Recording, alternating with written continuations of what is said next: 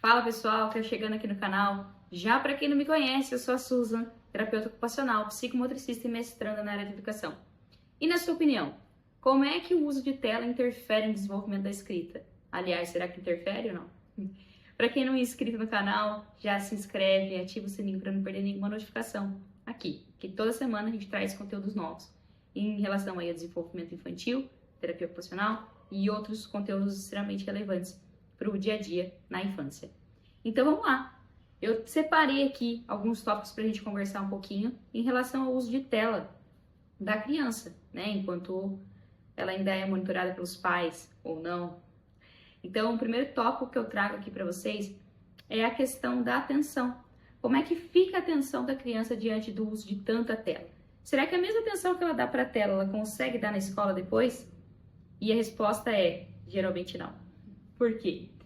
Quando a gente usa a tela, a criança, ela recebe muita informação passiva ali.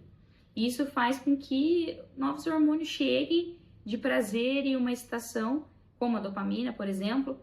Então, aquela criança ela fica extremamente excitada com o conteúdo que ela está vendo na tela. E isso faz com que ela perca essa habilidade de retenção de atenção. Quando ela chega na escola, o conteúdo que ela está vendo, então a atividade que ela tem que fazer de escrita, não é tão legal quanto o conteúdo que ela estava vendo em casa. Então, sim, a atenção da criança ela acaba sendo perdida quando a gente usa extremamente a tela em casa, né? E principalmente quando essa tela é usada antes de ir para a escola. Então, papais, mamães, famílias no geral, deixem seus filhos menos em tela para que eles consigam interagir com a atividade na escola depois. Um outro tópico muito importante é a questão do pouco esforço que a criança faz quando ela está na tela, comparado à escrita. Geralmente, quando a criança está na tela, ela só faz um movimento ali horizontal, onde ela tem que passar o dedo ou para o lado, né, no horizontal, ou no vertical para ver um outro vídeo, e até mesmo para o próprio jogo que ela esteja jogando ali. E a escrita, ela requer muito mais movimento do que simplesmente para cima e para baixo de um lado para o outro.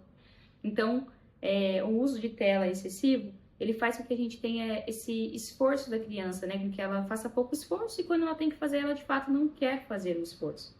Assim como a variedade, como eu acabei de falar para vocês, para cima e para baixo, de um lado para o outro, isso é uma variação muito pequena em comparado à escrita, que é uma habilidade extremamente complexa. Então, vamos tomar aqui como exemplo as letras cursivas. Isso já estou falando, né, numa criança ali de 7, 8 anos, quando é inserida esse conteúdo para ela na escola. Então, para a gente fazer a letra A, por exemplo, não é para cima e para baixo. A gente tem uma curva que vai para cima e depois uma curva que vai para baixo e ela finaliza. Assim como as outras letras também.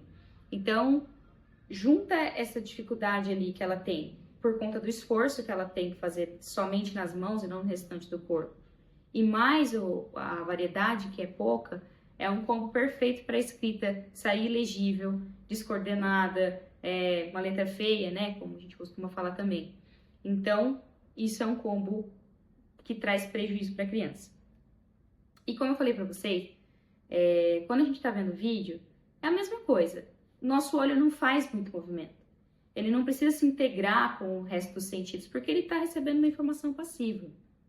Diferente quando a gente age na escrita. O nosso olho ele precisa acompanhar a letra para que chegue até o final da linha, para que eu desça no caderno, enfim, trabalho de fato o que é escrever. Então, a gente acaba tendo uma perca também, não só da atenção, como eu falei para vocês, mas também da coordenação visomotora. E aí, quando essa coordenação visomotora, ela não é integrada, por exemplo, com o movimento, com a nossa parte tátil, ela causa um grande problema. Então, vocês me perguntariam, tá, então a tela ela é um vilão? Realmente existe um vilão para o desenvolvimento da escrita? Se ela é usada excessivamente, sim, ela vai se tornar um vilão. Hoje em dia existe algumas tabelas recomendadas aí pela área da saúde, dizendo o quanto a criança pode ficar em tela. E aí a gente vê crianças de um ano e pouco, ficando 4, 5 horas dentro de uma tela. Essa idade ela é a base dessa construção do corpo para que a gente faça essa habilidade escrita, que é uma habilidade fina, uma habilidade refinada. Então, não adianta deixar o seu filho passar horas e horas na frente da televisão, do celular, do tablet, qualquer que seja a tela, e não colocar essa criança para escrever depois.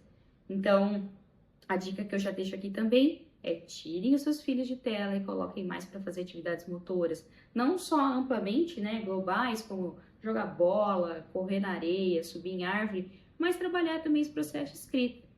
E uma dúvida que chega recorrente é qual é a idade de trabalhar, né?